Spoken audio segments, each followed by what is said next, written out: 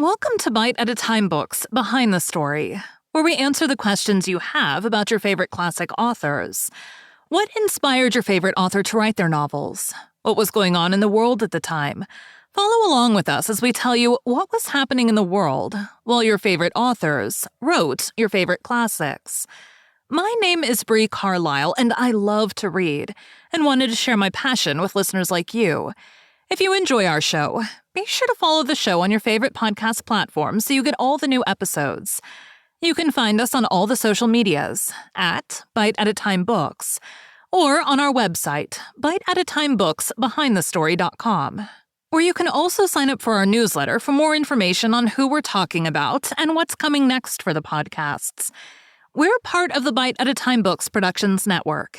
If you'd also like to hear a book by the author we are currently featuring, check out the Bite at a Time Books podcast wherever you listen to podcasts. Today we'll be talking about Oscar Wilde. Oscar Fingal O'Flaherty Wills Wilde, 16 October 1854 to 30 November 1900, was an Irish author, poet, and playwright. After writing in different literary styles throughout the 1800s, he became one of the most popular and influential dramatists in London in the early 1890s.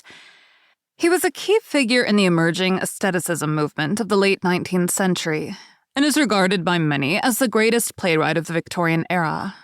Wilde is best known for his Gothic novel, The Picture of Dorian Gray, 1890, his epigrams, plays, and bedtime stories for children, as well as his criminal conviction in 1895 for gross indecency and for practicing homosexual acts. Wilde's parents were Anglo-Irish intellectuals in Dublin. In his youth, Wilde became conversant in French and German. At university, he read greats. He demonstrated himself to be an exceptional classicist, first at Trinity College Dublin, then at Magdalene College, Oxford.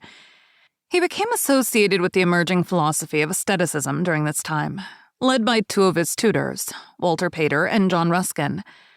After university, Wilde moved to London into fashionable cultural and social circles. Wilde tried his hand at various literary activities. He wrote a play, published a book of poems, lectured in the United States and Canada on the English Renaissance in art and interior decoration, and then returned to London, where he lectured on his American travels and wrote reviews for various periodicals. Known for his biting wit, flamboyant dress, and glittering conversational skill, Wilde became one of the best-known personalities of his day. At the turn of the 1890s, he refined his ideas about the supremacy of art in a series of dialogues and essays, and incorporated themes of decadence, duplicity, and beauty into what would be his only novel, The Picture of Dorian Gray, 1890. Wilde returned to drama, writing Salome, 1891, in French while in Paris. But it was refused a license for England, complicated by a prohibition on the portrayal of biblical subjects on the English stage.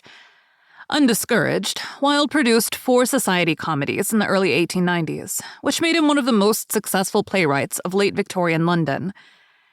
At the height of his fame and success, while An Ideal Husband, 1895, and The Importance of Being Earnest, 1895, were still being performed in London, Wilde issued a civil writ against John Sholto Douglas, the 9th Marquess of Queensberry, for criminal libel. The Marquess was the father of Wilde's lover, Lord Alfred Douglas.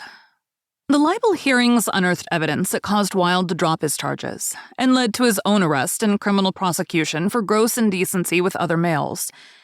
The jury was unable to reach a verdict, and so a retrial was ordered.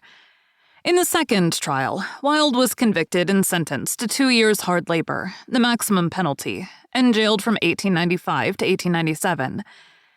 During his last year in prison, he wrote De Profundis, published posthumously in abridged form in 1905, and in full in 1962 in his Complete Letters.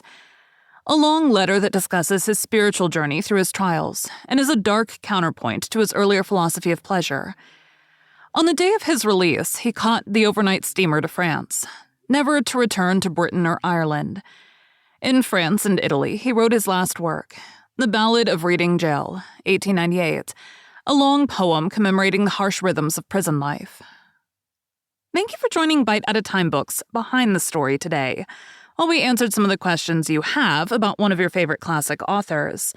Again, my name is Bree Carlile, and I hope you join us next time when we answer more questions about one of your favorite classic authors. If you enjoyed our show, be sure to follow us so you get all the new episodes. We would also love for you to drop us a rating on your favorite podcast platform. You can catch us on all the social medias at Bite at a Time Books, or check out our website, biteatatimebooksbehindthestory.com, where you can sign up for our newsletter.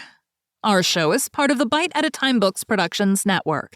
If you would also like to hear a story by the author we are currently featuring, check out the Bite at a Time Books podcast wherever you listen to podcasts, or on biteatatimebooks.com.